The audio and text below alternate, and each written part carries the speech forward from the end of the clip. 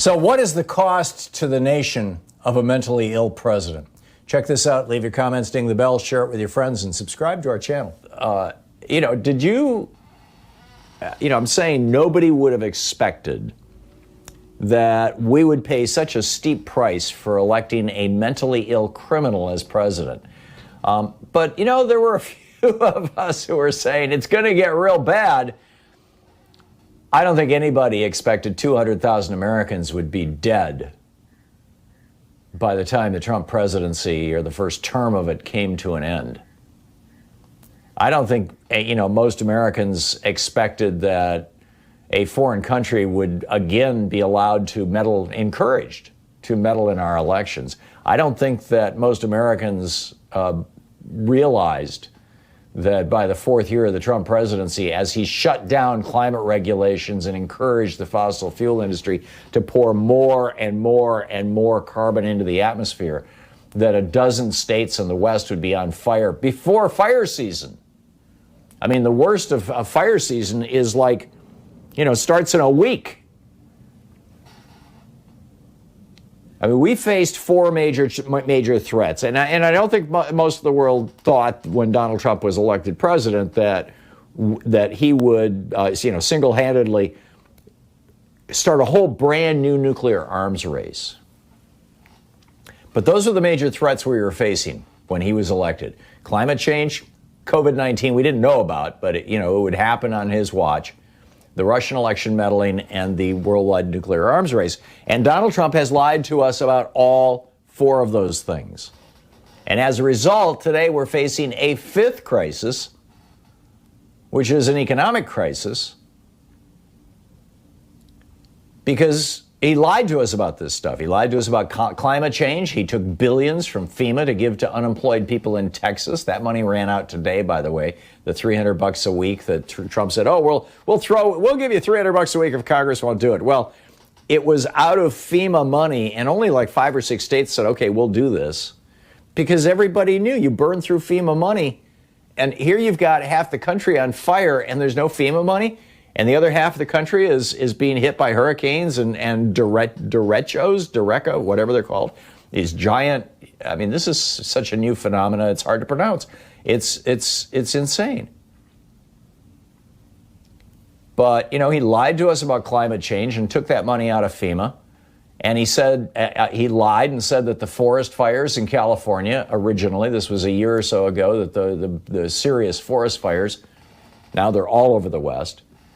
They're not caused by climate change. That's not climate change. That's a hoax. That's just a hoax made up by the Chinese. That's what Donald Trump had to say. No, really, the reason why the state of California is on fire is because the Governor Newsom didn't take Donald Trump's wise advice and send volunteers out into the forest with rakes to rake up all those pine needles and all that scrub. And just, clean the forest for. After all, that's what they do in Finland, isn't it? And then the president of Finland comes out and says, I never told him that. But, here we are. Why is he saying this? Obviously, to satisfy his fossil fuel donors, Charles Koch and his buddies, the guys who, made their fortune with oil and coal and natural gas, the frackers and everything else. And now Americans are dying and losing their homes in a dozen Western states. We heard from our governor here yesterday in Oregon, Kate Brown, who's doing the best she can. She's been a really good governor through this crisis. I am so impressed by our governor here in Oregon. And she came out and pointed out that 6 or 7 cities, towns, here in Oregon were completely destroyed yesterday in these fires. And they did not have the person power, they didn't have the people to do search and rescue. They've got everybody trying to stop the fires where they are and stop them from going into these towns. And so she, basically what she said is, get ready. So far we know that there's 2 dead people in Oregon, maybe 3. But when we get into these towns that have burned to the ground and start looking through the remains of these houses, we're going to find a lot of dead bodies. And by the way, that's not just Oregon. That's happening in Washington State. It's happening in California. It's happening in Utah. It's happening in Colorado. It's happening in Nevada. It is happening all over the West. Number one. Number two, he lied, we have now learned from Bob Woodward, about the severity of COVID-19. He knew back in January how deadly this disease was, that it could strike even young children, that it was transmitted through the air and therefore could be stopped by a mask.